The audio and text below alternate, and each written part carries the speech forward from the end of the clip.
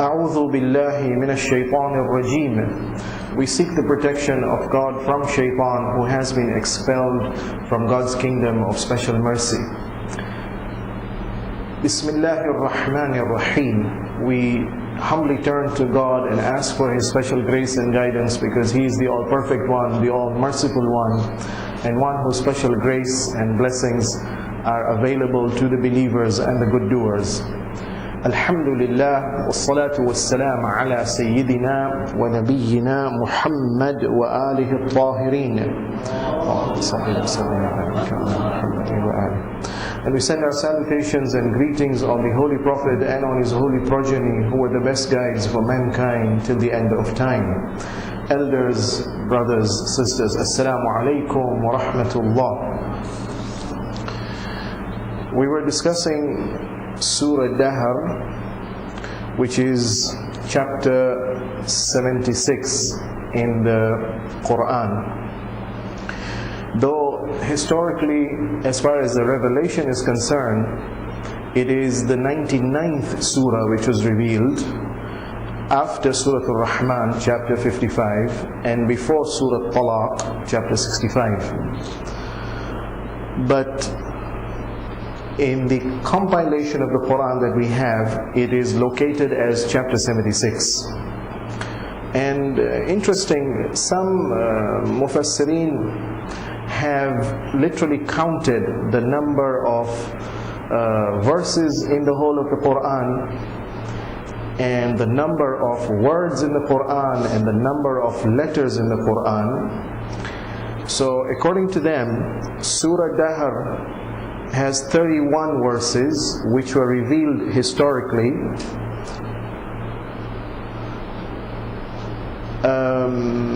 After 5,696 verses. So it was preceded by almost 5,700 verses. And in the Quran, in the current compilation, it occurs after 5,591 verses. It has a total of 31 verses with a total of 240 words and more than 1,000 letters. The reason our Mufassirin and the Quran scholars entered into all this detail was to preserve and to transmit the original scripture, in that literally every surah and ayah and the words and the letters were counted, and their sequence also was located. Surah Dahr has a lot of merit for its recitation. The riwayah says, whoever recites it كل غداة خميس زوجه الله من الحور العين وكان مع محمد صلى الله عليه وآله. If a person recites this, then the reward is a specific reward in Jannah, plus, more important, the companionship of the Holy Prophet, meaning that the recitation will remind me of certain messages which, if I adopt and transform my life accordingly, I shall be living a lifestyle that of nearer to that of the Prophet. And therefore in the Qiyamah, this will manifest in the reward of being in the company of the Prophet. Another riwayah says that whosoever recites this surah, كَانَ جَزَاؤُهُ عَلَى اللَّهِ جَنَّةً وَحَرِيرًا. The reward will be the specific rewards mentioned in this surah. And it all starts from this ayah which talks about Jannah and Harira. But the ayah in Surah Dahr which talks about Jannatan wa Harira and the whole list of rewards qualifies it with one very important requirement, and that is sabr. Jazahum bima sabaru Jannatan wa Harira. And Allah rewarded them after they exercised sabr.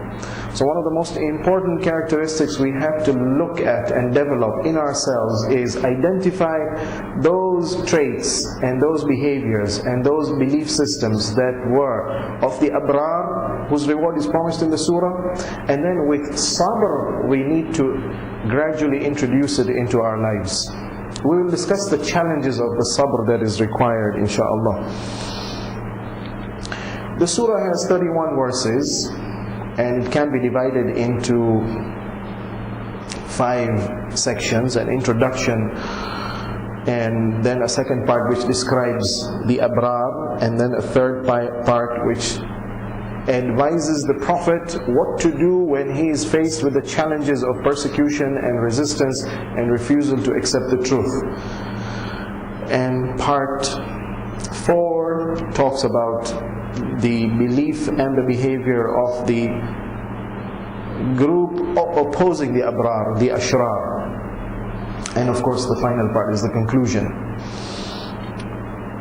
So the introduction, ayah number 1, Bismillahir Rahmanir Rahim, هل أتى على الإنسان حين من الدهر لم يكن شيئا مذكورا. Man, you need to look at your beginning. You had a beginning which was insignificant and unworthy of mention. Or no, you were basically nothing to start with. Or no, you were something, but you were so scattered that you were insignificant. So therefore you had a beginning over which you had no power. Therefore you are created. Therefore there's a creator. And look at how the creator now describes that process of creation. Inna خلقنا الإنسان من نطفة أمشاج نبتليه فجعلناه سميعا بصيرا. We developed him from an insignificant drop of fluid, which was a mixture of different components and parts and features from both the male and the female parents. And then we endowed and bestowed on this individual and enabled him to develop fully with all the faculties, the 2 most important ones of which are the faculty of seeing and hearing. فَجَعَلْنَاهُ سَمِيعًا بَصِيرًا. Once he was fully developed, mature, conscious, aware, able to discern what is good and bad, we then showed him the message, we sent the messenger. إِنَّا هَدَيْنَاهُ السَّبِيلَ. The best of the guides, the most loving of the Lords, sends the best of the guides with the most complete of the messages through a messenger who sacrifices everything to ensure that the message is delivered totally. This message has been delivered. Inna hadaynahu sabila. The response now is a choice to the human being. Imma shakiran wa imma kafura. Either you accept the message and you enjoy the fruits, and then you celebrate the praise and the gratitude of your Lord for enabling you to achieve such a great accomplishment in life. Or with the freedom, the abuse of the freedom of choice, the person rejects the truth. If you reject the truth, then you will not be left unaccounted.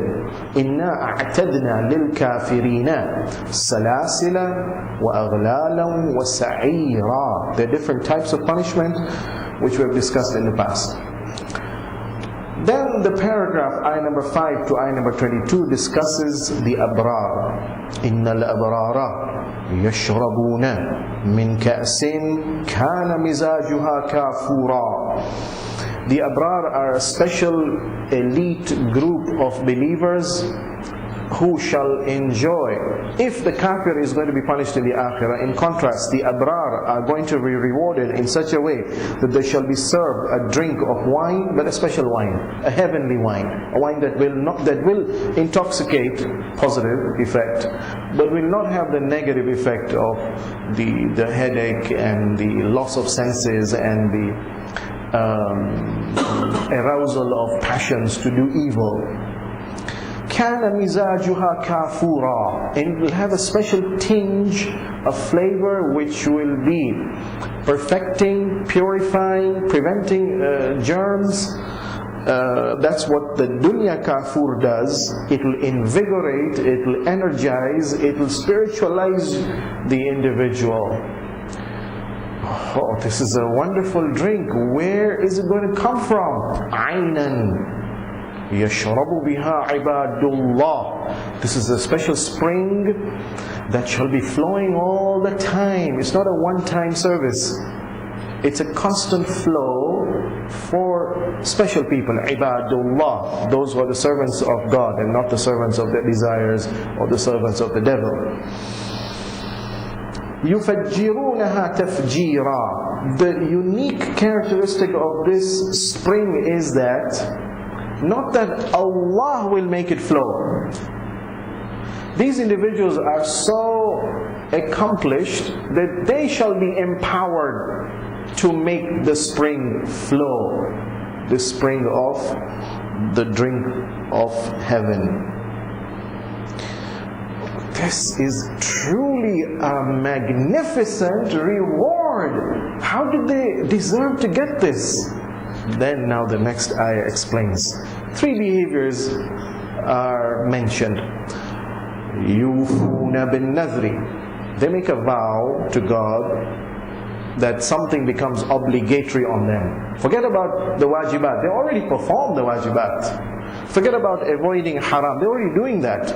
Beyond that, they take the mubah or the mustahab and they make it wajib on themselves. And once they make it wajib on themselves, in order to discipline themselves, in order to spiritually enhance themselves, in order to get closer to God, yufuna bin nadhr, they fulfill their vows and obligations. If they can fulfill self-imposed obligations, what about the ones that God has already imposed on them? Definitely they abide and comply with them. What is it that enables them to be so committed and dedicated to fulfill even promises that are not wajib on them? يَخَافُونَ يَوْمًا كَانَ شَرُّهُ مُسْتَطِيرًا. It's because they are very much conscious and aware and cognizant of the seriousness and the reality of the future and the day of judgment, which shall strike everyone unavoidably, and whose severity will be so great that it will overwhelm and overpower. كَانَ شَرُّهُ مُسْتَطِيرًا. And number 3, the third behavior. Not only do they fulfill, not only do they fear, but one important characteristic, these are all extra activities. We're not talking about them performing wajibat, salah and zakat and the other obligations. We're talking about extra activities. They feed. So ayah number 8 is now going to discuss who do they feed. But then you can have other people also feeding the needy, for example. But the distinguishing characteristic of this group of people is the motive, why they feed. We'll discuss these verses a little more in detail now. So ayah number 8. These individuals are those who fulfill their vows and they fulfill their obligations, and they're fearful of their Lord and of that serious, great, tremendous day. Number 3, وَيُطْعِمُونَ الطَّعَامَ عَلَى حُبِّهِ مِسْكِينًا وَيَتِيمًا وَأَسِيرًا. And they give food for the love of him or for the love of it. We'll discuss the details of this. What does it refer to? And they give it to 3 groups of people: the needy, the orphan, and the prisoner. The interesting thing to note here is it was not a one-off act of giving. The ayah says not that they gave. The ayah says they give. Give is a continuous, constant verb reflecting a habit. This is how their lifestyle is. They normally give out and share. وَيُطْعِمُونَ الطَّعَامَ عَلَى حُبِّهِ, out of love of it or love of him. This phrase is an important one because it tells us the motive or the mental state under which they give. It could be they give food constantly out of love of the food. Despite them loving the food, they still give it out. So they don't give out the remaining crumbs. They don't give it out when they have filled their stomachs. They give it out when they really need it, and therefore they love it, yet they give it out. That could be one interpretation. Another interpretation, وَيُطْعِمُونَ الطَّعَامَ عَلَى حُبِّهِ. The hub is not of the food, the hub is of the process of feeding itself. They love this practice of sharing and giving, and looking at that the joy and the smile on the face of the needy. It gives them a sense of pleasure equal to or even greater than when they eat themselves. The process of giving itself is rewarding for them. In the riwayat, we are told that if you feed a person who is in need, then Allah is going to give you immediately the reward.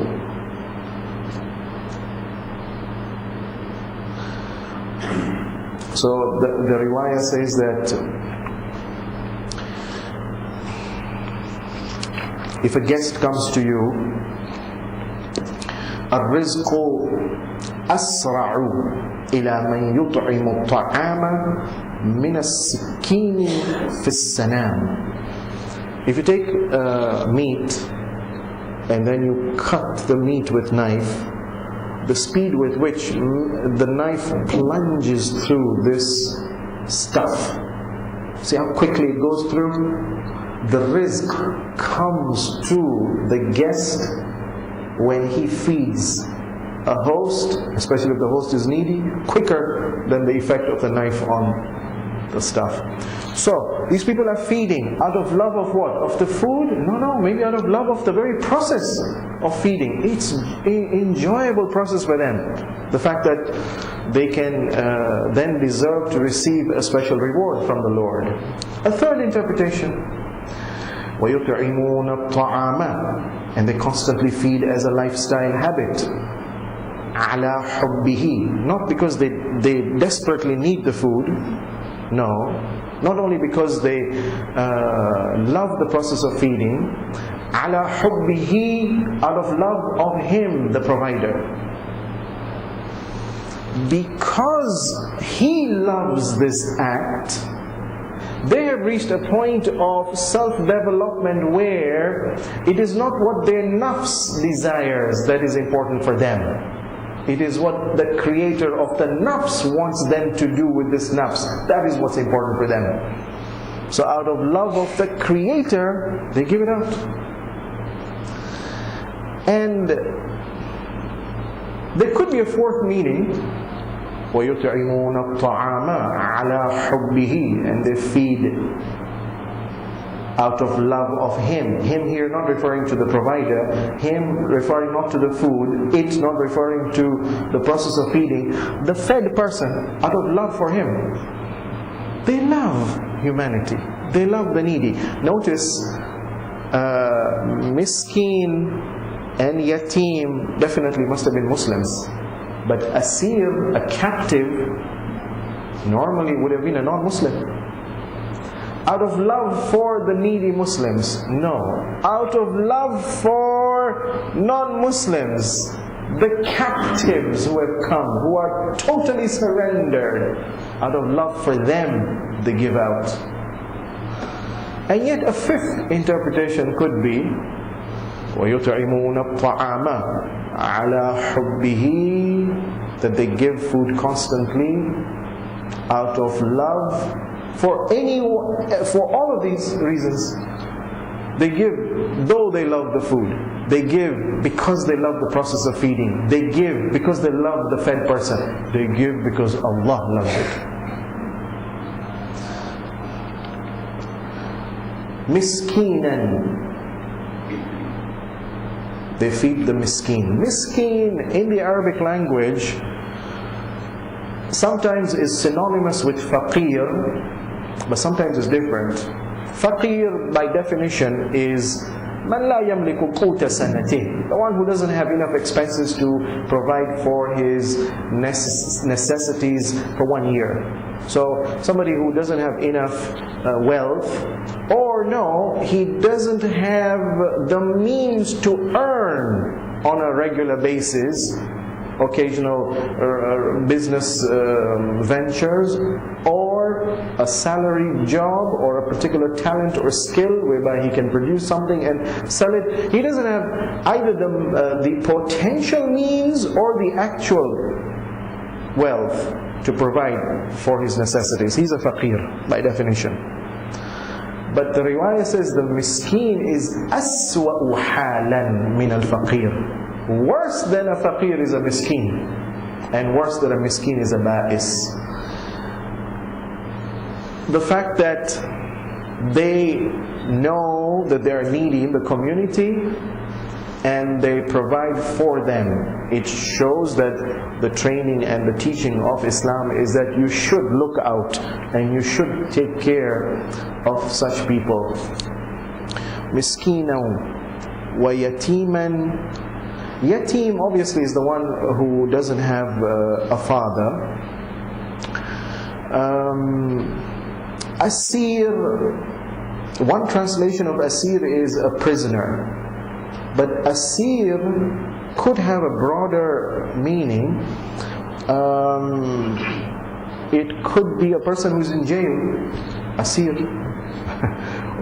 and therefore it could be a Muslim.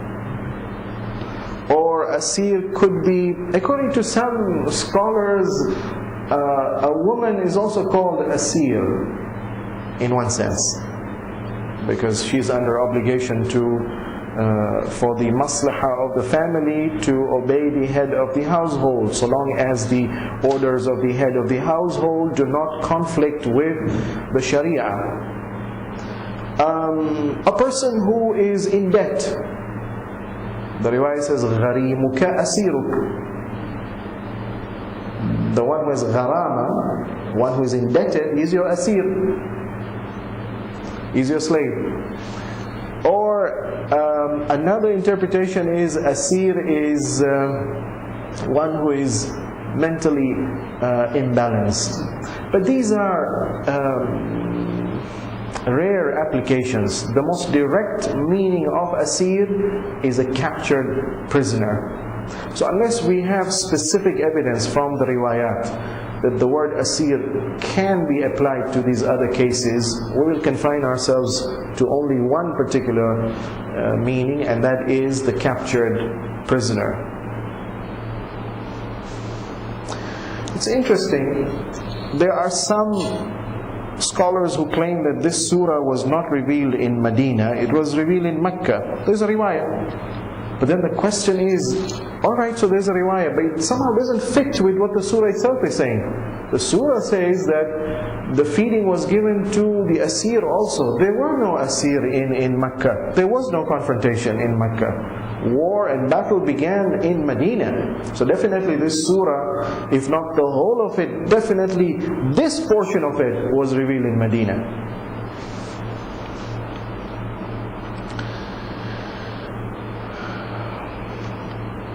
Then the next ayah describes the motive. إنما نطعمكم لوجه الله لا نريد منكم جزاء ولا شكورا. Notice the translator has put the word saying in bracket. The ayah doesn't say that. This phrase describes the motive.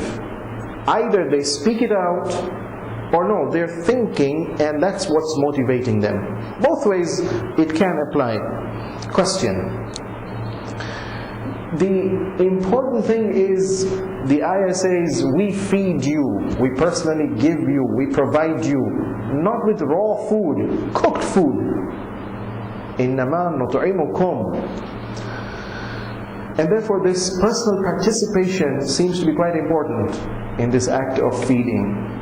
إِنَّمَا نُطْعِمُكُمْ لِوَجْهِ اللَّهِ. We feed you for the sake of God, that reflects their sincerity. We have no expectations. We don't expect you to feed us back in return, to compensate us, or we don't even expect you to verbally and by words praise us and thank us and acknowledge the good act that we've done to you. We don't want none of these.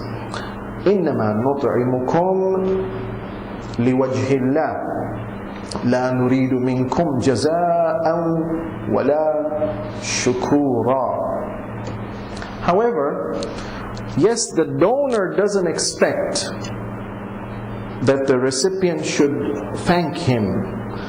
But the training of the Quran is that whoever does good to you, you should also in return do good to them and at least acknowledge.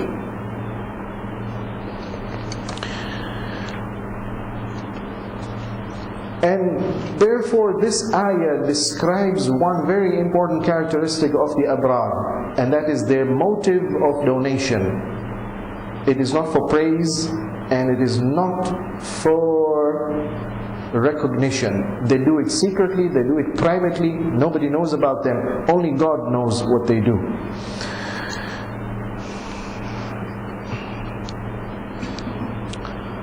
This act of feeding is quite important because elsewhere in the Quran we find several surahs in which those who can feed people in need but don't do so are being condemned. At least in 4 surahs. In Surah Haqqa chapter 69, in Surah Muddathir chapter 74, in Surah Fajr chapter 89, and in Surah Ma'un chapter 107. In these 4 surahs, those who could feed people in need but fail to do so are being condemned. So this act of feeding is quite important. You would have thought that why is there so much emphasis being given to this? I would just like to draw your attention that this problem is not something that existed in Medina in the early phase or middle phase or last phase of the Prophet's 10-year period of stay in Medina, whereby the Muslims were still developing and they were still poor and the economic resources were not available, and therefore there were plenty of needy and poor people. This problem exists throughout history, it's there even in our times, and therefore this ayah applies to us even today. Look at these statistics. Hunger is recognized as a main health risk which is greater than the risk of AIDS and malaria and TB combined in the burden that it places on the malnourished people and therefore exposes them to illnesses. And the problem is not improving.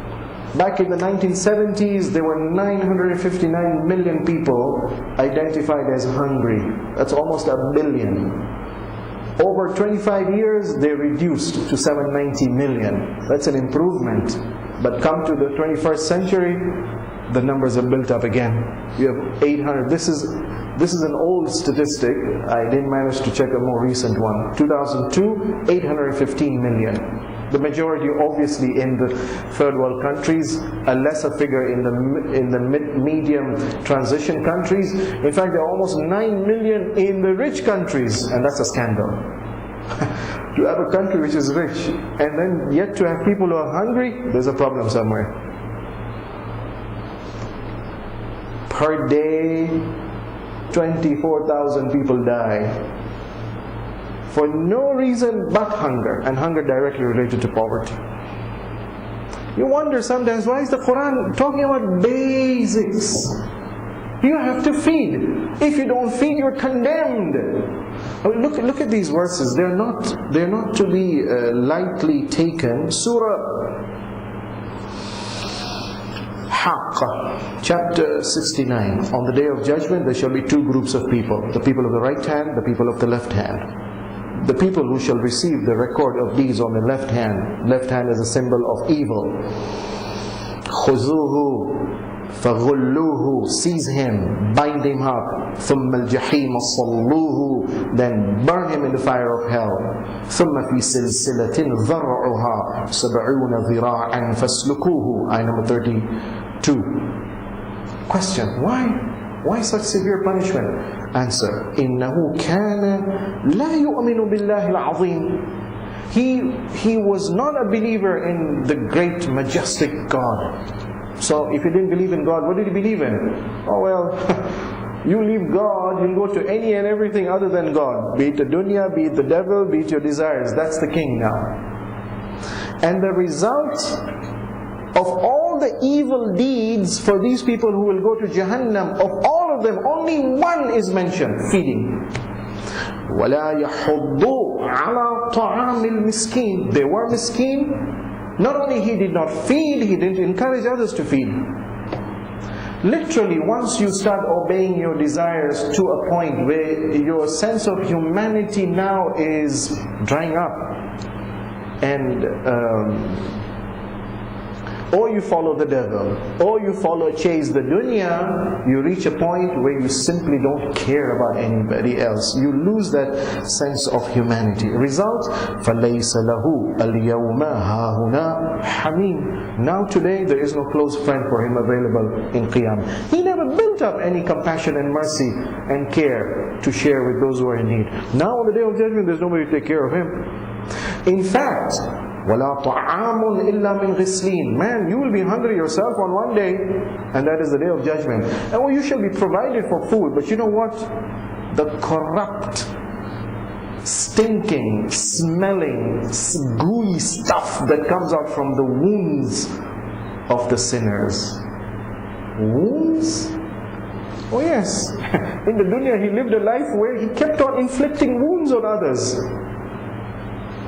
And now he'll be fed from the product of wounds. وَلَا طَعَامٌ إِلَّا مِنْ غِسْلِينَ لَا يَأْكُلُهُ إِلَّا الْخَاطِئُونَ. Oh Lord, how can you feed such stuff to anyone? Oh yes, these people who are wrongdoers, willful wrongdoers, they develop the habit of feeding by hurting others. In the dunya, they reached a point where it became a habit. They enjoyed it. They didn't care, despite all the warnings. So when this inner reality shows itself outside, in Qiyamah he will be hungry, oh yes, he'll be fed, but from the ghislin. And almost the same message is mentioned again in Surah Muddathir, chapter 74, and in Surah Fajr, and in Surah Ma'un. So we have a responsibility. Of these people who are dying, the worst thing is 3/4 of them are children, the most vulnerable. There's an interesting website, the Hunger Site. It was launched in June '99, and the organizers, they arranged with the sponsors and the advertisers that anytime you visit the website and you click, a cup of food will be donated to a hungry person, obviously by the sponsor or the advertiser. So if you have time, just go and click, if nothing else. Oh, and no, put up a reminder, an icon on your startup menu that the moment you start up, click. Somebody is doing it for you. All he wants is for you to look at his advert, I guess. He's going to pay for you. So over 5 years, it has been estimated 200 million visitors clicked and 300 million cups were donated.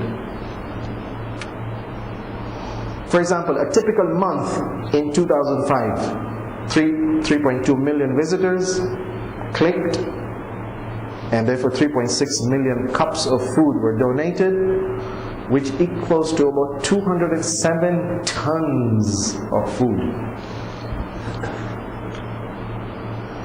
But we have a responsibility. One basic fact is the earth produces enough to feed everyone. There is no shortage. The problem is the wastage. The problem is the injustice. The problem is the lack of compassion. Look at this statistic.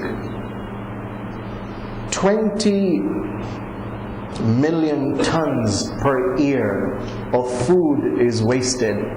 These statistics obviously are better collected in richer countries, but it doesn't mean that it doesn't apply to us. In the United States, it has been estimated 20 million tons of food are wasted, from the producer to the wholesaler to the retailer to the consumer. At each part of this food chain, there is wastage taking place, which means almost 80 kg of food per person, which means not the whole amount. A part of it is enough to feed all those who are hungry in the world. We have got a big responsibility. We cannot afford to sleep without feeding. Nothing else, 100 shillings. Let him go and have a cup of tea. Don't turn away a beggar. This was an interesting website, Hunger Banquet. So you can play a game. You take guests and divide them into 3 groups. One group sits on a table. A second group sits on a chair. A third group sits on the floor. This group that sits on the table, they're given a full 3-course meal. The second group that sits on the chair is just given rice and beans. The group that sits on the floor gets nothing. These 3 groups represent the problem of hunger in the world. The one sitting on the table, being served a full 3-course meal, those are the rich, the 6% or so of the people in the world. The one sitting on the chair and receiving just rice and beans are the middle class people, about 34% in the world. So that's a total of 40%. Those sitting on the floor with no food, remember, it's just a game. Those are the 60% who go hungry or don't have enough food to feed themselves. We have a responsibility. If we lack the sense of duty and responsibility and compassion, somewhere our sense of faith and conviction about the akhirah is missing. What is it that made these individuals, these abrar, to be so concerned? One was their sense of fear of their Lord. Inna nakhafu min rabbina yawman abusan qamtarira. Inshallah, I'll explain this in the next. Let's pray to Allah to get the tawfiq, to be able to increase our sense of conviction and faith, to be able to aspire, to be able to know the great status of the abrar, to be able to aspire to that status. True, we may not be able to reach that level where we put on ourselves extra obligations and fulfill them. True, we may not be able to reach a stage where we are constantly giving even something that we dearly love. But a click, for God's sake, 100 shillings, for God's sake, is not something that we should miss out. Assalamu alaikum wa rahmatullah. You said that prisoner. Yes. Completely in a narrow opinion. Right. But what are the chances of a prisoner or captive roaming the streets of Medina? Is it something possible? Well, so long as there is no danger from the prisoner, they would be allowed to move around. In fact, the prisoners, we are told, the Prophet would instruct them that if you have a certain skill or talent, then come and share it with the Muslims. So, for example, the literacy rate was very low in Arabia. So, if you can come and train and educate to read and write a small number of Muslims, you'll get freedom. So it seems they recognize that within this state they had limitations and there was security. That's why they could move around, obviously. Yes, please. Yes. Yatim basically by definition is person who is not baligh and doesn't have a father. But once the person who's fatherless becomes baligh, he is no longer yatim. In the Quran, this rule is mentioned in Surah Nisa, chapter 4, in ayah number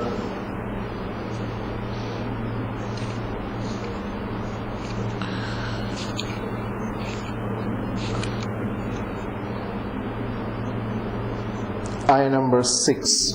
وَابْتَلُوا الْيَتَامَى حَتَّى إِذَا بَلَغُوا النِّكَاحِ. You should check. When they become mature, that's when you can hand over. The guardian of the orphan is told, this yatim, you must guard his interests up until the time when he's mature, sexually mature and financially mature. If you give him money, can he really save it, use it properly, or he's just going to waste it? He's going to be fooled by the seller to pay for a high price for an item which is of a very low price. He doesn't have a sense of financial maturity as yet.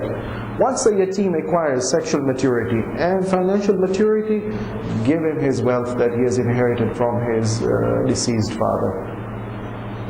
So he's no longer yatim then.